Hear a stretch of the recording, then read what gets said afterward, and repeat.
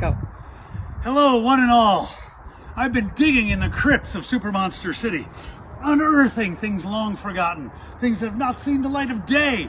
So we brought them out into the light of day for your amusement and entertainment. Tell me what you think. Super Monster City. And take a look at our YouTube page. Take a look at our Facebook page. Take a look at our website. That's Super Monster City. One word. Let's get to work. All right. First off, here is. These are incredible masks made of leather. I'm not sure, what do you mean by leather? Well, what was explained to me is they made some kind of slurry of leather, and then they made these really cool masks. I bought these in Bolivia. So take a look at him for a second. I'll get a couple more.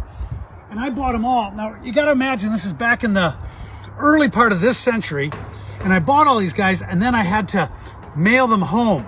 I mean, I don't know if you ever would wear them. You certainly could. They're pretty cool, aren't they? And I just thought, again, the scariest, the ickiest, the most monsterful, and home they come. Again, this was in the city of La Paz. Again, how could I not buy a guy like that with a spider on his head? Let's see if he fits. Well, not really. I think my head's too big. Sorry about that. But he is pretty cool. If your head was smaller and you could figure that out, that'd be a great Halloween mask. Now, let's keep going. We got one more mask from Bolivia. And here he is. These guys have not seen the light of day in, well, let's say almost 20 years. So he's pretty cool. How could you not want him? Wow. I mean, there you go. Again, the devil. The devil. All right, let's put them back on the staging area, and I'm going to bring you a couple more Bolivia guys that I think you should see. So, here's a couple of... Take a look at those. Aren't those guys just cool? Now, the reason they're wrapped in pink paper... Oh, sorry, my cameraman says, move them over. They're wrapped in pink paper, which is because we packed them and we shipped them home, and I haven't had the energy time to mess with it, but it was sort of soft paper. But check this out. Whoosh. Isn't that a cool knife? I mean, that looks like some ceremonial knife of doom and death.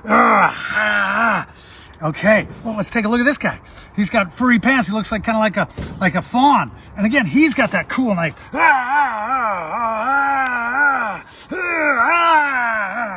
Wow. I mean, how could you not want cool knives like that to come live with all your other monsters? I mean, they've got horrific nightmare faces, and they're filled with all sorts of potential story. What is the tale we must tell? Who must we kill? I cannot tell you that, but we must go into the dark night and haunt their nightmares. Now, I'll show you another cool guy. A couple more cool guys. Oh, here we are. I went to Bhutan, which is the lost kingdom in the Himalayas. Now, this was the only thing I bought there because they aren't really geared to tourists and they didn't have a lot for sale, but that was the scariest mask I could find, and we know who it reminds me of. How about you? Anybody? Anybody? Who? Ruth? I don't know. Who? I think it reminds me of the Joker. Oh, you know, could yeah. easily be the Joker. It's not really a wearable mask, more of a decorative mask. And I can't remember what I bought it for, but again, how could I not buy that? It's a souvenir from the lost kingdom in the Himalayas. Oh, wow. Okay, a couple more things and then I'll get out of your hair. Here's one of the scariest masks that I have from Africa with porcupine quills for eyebrows and mustache. Again, he's pretty cool. Can't quite remember what part of Africa I got him in, but we'll work on that if I can find the notes somewhere.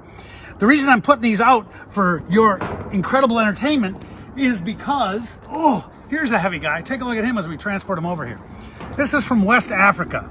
I'm thinking Togo or Benin. For the longest time, I just called him the voodoo doll guy.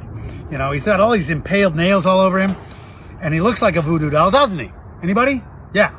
But it turns out we did a little research, and you'd put like either forgiveness, or you'd put notes in here that would somehow have magical properties. So that was like the note place, and you'd put like maybe forgiveness, or maybe, you know, thankfulness, or I'm not sure, because maybe you can tell me. Anybody know who this guy is or what they're all about? I'd love. There's way smarter people out there, and you can hit the keyboard way faster than me. And I want you to share any cool international stuff that you might have accumulated along the way. Got one more thing, and then I'll let you go. All right. Well, this is also one of my great finds. I bought this in Nepal. And again, you might have seen something like it in the movie The Shadow.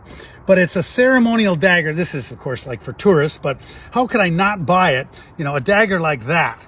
And I guess they're from Tibet, but it's just too cool. I don't really care if I know the whole story, but if it's cool, it needs to come live at the crypts, because this is the Shangri-La of cool toys, monsters, mayhem, and all that craziness. So I'm going to let you go right now and go back to digging in the crypts. Let me get my pickaxe, and I'll start looking in the backyard maybe for some bodies to unbury, and then I'll dig them up and I'll put them on the table. We can do some forensic archaeology and see what's left, see all that stuff. But thanks for your patience, thanks for your support, thanks for your time. Take a look at all our stuff, share it, rave about it, share your comments with me and your questions, because I am the guy with the pickaxe, and I've got the crypts, and I've got sealed tombs ready to be opened.